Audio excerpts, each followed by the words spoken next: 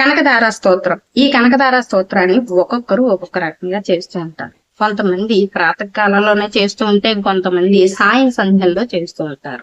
ఆది శంకరాచార్యుల వారు ఈ కనకదార స్తోత్రాన్ని త్రిసంధ్యలలో కూడా పఠిస్తే మన ఇంట్లో ఆ లక్ష్మీదేవి స్థిరంగా ఉంటుందని చెప్పేసి అన్నారు. అయితే మన ఇంట్లో ఒక్కోసారి తెవలని సమస్యలు ఉంటాయి, ఆరోగ్య సమస్యలు ఉంటాయి, ఆర్థిక ఇబ్బందులు కూడా ఒక అంతటి తెవలవు, అప్పులు పాలైపోతూ ఉంటాం, మనశ్శాంతి కూడా ఉండదు. అయితే వీటన్నిటికీ కూడా ఒక చెక్ పెట్టి ఆ కనకధార స్తోత్రాన్ని మనం ఏ విధంగా చేస్తే మనకి ఇంకొంచెం రెండింతల ఫలితం ఉంటుంది, ఆరోగ్య సమస్యలు తీరుతాయి, అలాగే ఆర్థిక ఇబ్బందులు తీరుతాయి. ఆరోగ్యం బాగున్నట్టయితే ఆర్థిక ఇబ్బందులు అవి ఆటోమేటిక్ గా అవే తగ్గిపోతాయి.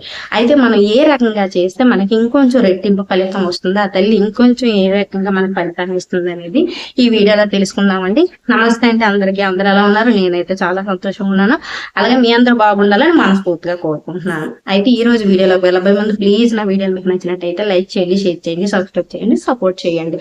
మీరు ఇచ్చే లైక్ నాకు ఎంతగానో ఉపయోగపడుతుందండి. మీరు లైక్ ఇవ్వడం వల్ల నా వీడియోని కొంతమందికి రీచ్ అవుతుంది. మరిన్ని ఇలాంటి మంచి వీడియోల కోసం మీరు లైక్ అండ్ సబ్స్క్రైబ్ చేసుకుంటారని కోరుకుంటున్నాను. అయితే కనకదార స్తోత్రం మన ఇంట్లో ఒక్కోసారి ఎటువంటి సమస్య వచ్చినా సరే ఒక అంతటా తొందరగా అది పరిష్కారం అవ్వదు. అది ఆర్థిక సమస్యలైనా, ఆరోగ్య సమస్యలైనా, లేదంటే ఏవైనా గొడవలైనా సరే ఒక అంతటా దానికి పరిష్కారం దొరకదు. చాలా ఇబ్బంది పడుతుంటాం, చాలా మంది దగ్గరికి వెళ్ళి తిరుగుతూ ఉంటాం. ఇలా చేయాలి, అలా చేయండి అని చెప్పేసి అంటుంటే నవగ్రహాల పూజలు చేస్తూ ఉంటాం, ఇంట్లో హోమం చేస్తుంటాం, అన్ని చేస్తూ ఉంటాం. అన్నిటితో పాటు ఇది కూడా చెయ్యాలి. ఇలా చేయటం వల్ల మన సమస్య తీరుకోవడమే కాకుండా మన ఇంట్లో సౌభాగ్యాలతోటి ఎప్పుడు శుభాలు జరుగుతూ ఉంటాయి. అవేంటి అంటే ఒక మండలం రోజులు అంటే 42 రోజుల పాటు ప్రతిరోజు సాయం సంధ్య వేళల్లో అంటే 6 నుంచి 7 గంటల సమయంలో మీరు ఈ గంట సమయంలో శివాలయానికి ప్రతిరోజు వెళ్ళండి.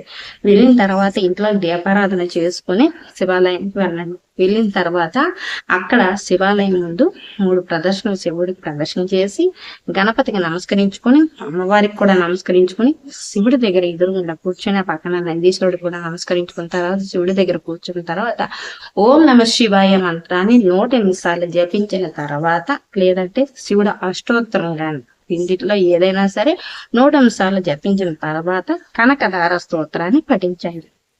మీకు ఎన్నిసార్లు వీలైతే అన్నిసార్లు మీరు కనకదార స్తోత్రాన్ని భక్తి పూర్వకంగా మీ ఇబ్బందులను తలుచుకొని, మీరు ఇది కావాలని ఆయన అడగండి. మీరు పడుతున్న ఇబ్బందులని అన్ని కూడా మీరు నెమరు వేసుకోండి. ఆ కష్టాలన్నీ కూడా తలుచుకొని ఆయనకి నమస్కరించుకొని మీకు ఎన్నిసార్లు వీలైతే అన్నిసార్లు మీరు కనకదార స్తోత్రాన్ని పఠించండి. పఠించిన తర్వాత ఇంటికి వచ్చేసండి. ఆ తర్వాత శుక్రవారాలప్పుడు మన ఇంట్లో పూజ చేసుకొని, అలాగే గుడికి వెళ్ళిన తర్వాత అమ్మవారి దగ్గర నుంచి మళ్ళీ మనం అమ్మవారికి పూజ చేసి అక్కడ మళ్ళీ కనకదార స్తోత్రం శివాలయంగా చదివేసి వచ్చేసిన తర్వాత చిన్న పిల్లలకి ఏదైనా పెట్టండి. తీపివి ఏదైనా సరే చిన్న పిల్లలకి తినేది ఏదైనా పెట్టండి.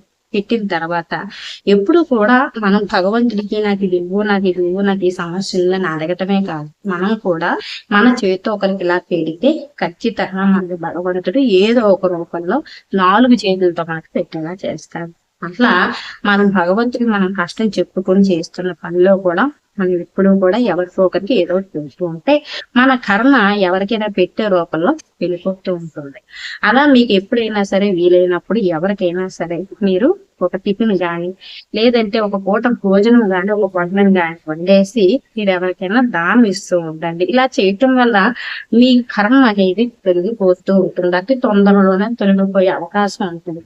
మీకు ఏ బాధ అయితే ఉందో ఆ బాధ నుంచి వెంటనే మీరు ఒట్టెక్కే అవకాశం ఉంటుంది. ఎవరికైనా సరే ఒక భోజనం పొట్లం ఇవ్వడం, లేదంటే ఒక టిఫిన్ పొట్లం ఇవ్వడం, ఇలా చేయండి.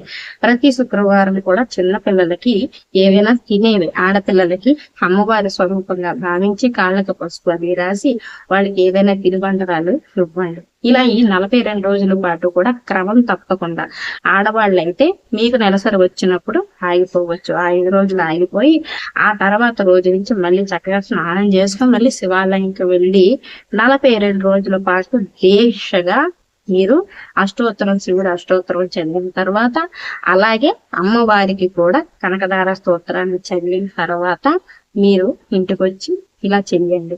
పేదలకి ఎవరికైనా సరే భోజనం పెడుతూ ఉండండి. మీకు చేతనైన సహాయం మీరు చేస్తూ ఉండండి.